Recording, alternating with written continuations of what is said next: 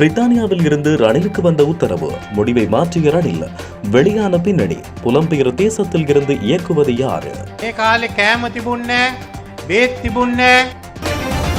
வடக்கில் தமிழ் பொது வேட்பாளரின் தேர்தல் பிரச்சார நடவடிக்கைகள் ஆரம்பம். தமிழ் மக்கள் மத்தியில் அமோக வரவேற்பு. ஜுக்திய நடவடிக்கை இடைநிறுத்த ஐக்கிய நாடுகள் சபை பரிந்துரை. சந்தேக நபர்களை விடுவிக்கவும் உத்தரவு. வெளியான சர்ச்சை தகவல். மாத வருமானத்தில் பின்தள்ளப்பட்ட ரணில். இவ்வளவுதான் சம்பளமா என வியக்கும் பொதுமக்கள். தேர்தலை பிற்போட்ட சூழ்ச்சியில் ரணிலும் சுமந்திரனும் குற்றம் சாட்டிய கஜேந்திரன் எம்பி. இதனால் தான் ரணிலுக்கு ஆதரவு தெரிவித்தேன், காரணத்தை வெளியிட்ட அங்கஜன். ஜனாதிபதி ரணில் விக்ரமசிங்க எரிவாயு சிலிண்டரை தேர்தல் சின்னமாக தெரிவு செய்வதற்கான பின்னணி குறித்து தகவல் வெளியாகியுள்ளது. எரிவாயு சிலிண்டரை பெறுமாறு ஜனாதிபதி ரணில் விக்ரமசிங்கவுக்கு பிரித்தானியாவில் இருந்து ஆலோசனை வழங்கப்பட்டதாக தெரிய வந்துள்ளது. பிரித்தானிய நிபுணரின் ஆலோசனைக்கு அமைவாக ரணில் விக்ரமசிங்கவின் வாக்கு சின்னமான எரிவாயு சிலிண்டர் தெரிவு செய்யப்பட்டதாக தெரிவிக்கப்படுகிறது. பிரித்தானிய நிபுணர் டேவிட் ஜனாதிபதி தேர்தல் பிரச்சார நடவடிக்கைகளுக்கு நேரடியாக தொடர்பு பட்டுள்ளதாகவும் அவரே ஜனாதிபதிக்கு ஆலோசனைகளை வழங்கி வருவதாகவும் தகவல் வெளியாகியுள்ளது. இலங்கையில் ஏற்பட்ட எரிவாயு வரிசை மற்றும் பொருளாதார நெருக்கடிகளில் இருந்து மீண்டதை நினைவுபடுத்தும் வகையில் இந்த ஆலோசனை வழங்கப்பட்டுள்ளதாக குறிப்பிடப்படுகின்றது. இதயம் சின்னத்தை கேட்ட ரணில் இறுதியில் சிலிண்டர் சின்னத்தை எவ்வாறு பெற்றுக்கொண்டார் என்பது தொடர்பில் பல தரப்பினராலும் பேசப்பட்ட விடயமாக மாறியிருந்தமை குறிப்பிடத்தக்கது. எரிபொருள் இருக்கவில்லை, டீசல் இருக்கவில்லை, விவசாயம் செய்ய முடியாது, வாகனம் ஓட்ட முடியாது, ආර්ථිකය නැවතුණා. பொருளாதாரம் நின்று விட்டது. ඒ කාලේ කෑම තිබුණේ බේත් තිබුණේ. எதிர்வரும் ஜனாதிபதி தேர்தலில் களமிறங்கவுள்ள தமிழ் பொது வேட்பாளர் ப. அரியநேந்திரனுக்கு ஆதரவு தெரிவித்து வடக்கில் தேர்தல் பிரச்சார நடவடிக்கைகள் இன்று ஆரம்பித்து வைக்கப்பட்டுள்ளன. அந்த வகையில் தமிழ் பொது வேட்பாளரின் நமக்காக நாம் தேர்தல் பிரச்சார பயணம் இன்று காலை 9 மணியளவில் யாழ்ப்பாணம் சக்கோட்டை கொடிமுனையில் இருந்து ஆரம்பமாகியுள்ளது. இதன்போது தமிழ் பொது வேட்பாளர் பாக்கிய செல்வம், அரியநேந்திரன் உள்ளிட்ட குழுவினர் பிரச்சார துண்டு பிரசுரங்களை விநியோகம் செய்தனர். இந்த பிரச்சார பயணம் தொடர்ந்து பொலிகண்டி கிழக்கு, பொலிகண்டி மேற்கு, வல்வெட்டித்துறை, ஆதிகோயிலடி, தொண்டமனாறு, பலலாய், பலாலி, தையிட்டி, காங்கேசந்துறை ஆகிய இடங்களினூடாக நகரவுள்ளது. கிளிநொச்சியில் தமிழ் பொது வேட்பாளருக்கு ஆதரவு தெரிவித்து சங்குடன் இன்று தேர்தல் பிரச்சார நடவடிக்கைகள் ஆரம்பித்து வைக்கப்பட்டுள்ளன.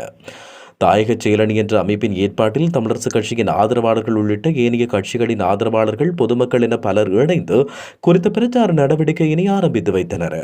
சங்கு சின்னத்தில் போட்டியிடக்கூடிய ப. அரியநேந்திரன் அவர்களை வடக்கு கிழக்கில் இருக்கக்கூடிய அனைத்து தமிழ் மக்களும் ஆதரித்து வாக்களிக்க வேண்டும் என்று நாங்கள் கூறுவதுடன், நாங்கள் ஒரு சிங்கள வேட்பாளருக்கு வாக்களிக்க வேண்டும் என்று சொன்ன எந்த தேவைகளும் இல்லை. ஜுக்திய நடவடிக்கையின் கீழ் கைது செய்யப்பட்டு தடுத்து வைக்கப்பட்டுள்ள அனைவரையும் விடுதலை செய்யுமாறு இலங்கை அரசாங்கத்திற்கு ஐக்கிய நாடுகள் சபை மீண்டும் பரிந்துரை செய்துள்ளது. உயர்ஸ்தானிகர் வோல்கர் டக் வெளியிட்ட இலங்கையின் மனித உரிமைகள் நிலை குறித்த அறிக்கையில் இது தொடர்பில் குறிப்பிடப்பட்டுள்ளது. இவரிடம் செப்டம்பர் 9 முதல் அக்டோபர் 9 வரை நடைபெறவுள்ள ஐக்கிய நாடுகளின் மனித உரிமைகள் பேரவையின் 57வது கூட்டத்தொடர் தொடர்பான அறிக்கை வெளியிடப்பட்டுள்ளது. இதன் அடிப்படையில் தேசப்பந்து தென்னக்கோன் போலீஸ் அதிபராக இருந்த காலத்தில் மேற்கொள்ளப்பட்ட போதைப்பொருள் எதிர்ப்பு நீதி நடவடிக்கை ஜுக்திய இடைநிறுத்தப்பட வேண்டும் என்று இதில் தெரிவிக்கப்பட்டுள்ளது.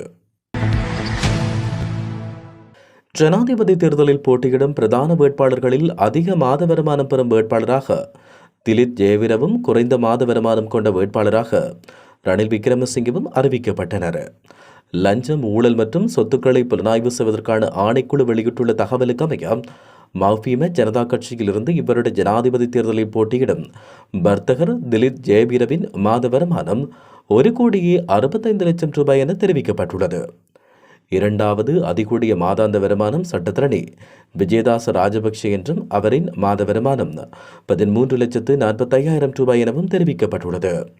ஸ்ரீலங்கா பொதுஜன பெரமுனவின் ஜனாதிபதி வேட்பாளர் நாமல் ராஜபக்ஷவின் மாதாந்த வருமானம் 4,54,285 ரூபாய் எனவும் இவரை இந்த பட்டியலில் 3ஆம் இடத்தில் இருக்கிறார் என்றும் தெரிவிக்கப்பட்டுள்ளது. ஐக்கிய மக்கள் சக்தியின் ஜனாதிபதி வேட்பாளர் சஜித் பிரேமதாஸ் 2,85,681 ரூபாய் மாதாந்த வருமானத்துடன் இந்த பட்டியலில் 5வது இடத்தில் காணப்படுகின்றார். ஜனாதிபதி ரணில் விக்ரமசிங்கவின் மாதாந்த வருமானம் 1,80,000 ரூபாய் என இதில் தெரிவிக்கப்பட்டுள்ளது.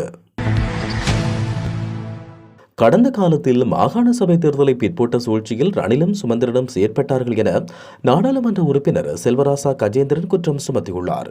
ஊடகங்களுக்கு கருத்து தெரிவித்த போதே அவர் மேற்கண்டவாறு குறிப்பிட்டார்.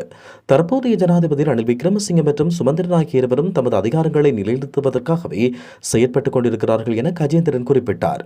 அத்துடன் ஒற்றையாட்சி கட்டமைப்பில் இந்த நாட்டை உயர்த்தி விடுவேன் என கூறியமை ஒரு ஏமாற்று நடவடிக்கை எனவும் கஜேந்திரன் குறிப்பிட்டார். கடந்த 2022ஆம் ஆண்டில் நாட்டில் ஏற்பட்ட பாரிய பொருளாதார வீழ்ச்சி நிலை ஏற்பட்ட போது இந்த நாட்டை பொறுப்பெடுத்தவர் ஜனாதிபதி ரணில் விக்ரமசிங்கே என யாழ் மாவட்ட நாடாளுமன்ற உறுப்பினர் அங்கஜன் ராமநாதன் சுட்டிக்காட்டியுள்ளார். எதிர்வரும் ஜனாதிபதி தேர்தலில் ரணில் விக்ரமசிங்கவுக்கு ஆதரவளிப்பதாக அங்கஜன் ராமநாதன் இன்றைய தினம் தன்னுடைய ஆதரவினை வெளியிட்டிருந்தார். இந்த நிலையில் ரணில் விக்ரமசிங்கவுக்கு தாம் முழுமையான ஆதரவு வழங்கியமை தொடர்பில் தன்னுடைய முகப்புத்தகத்தில் அவர் பதிவொன்றினை இட்டுள்ளார்.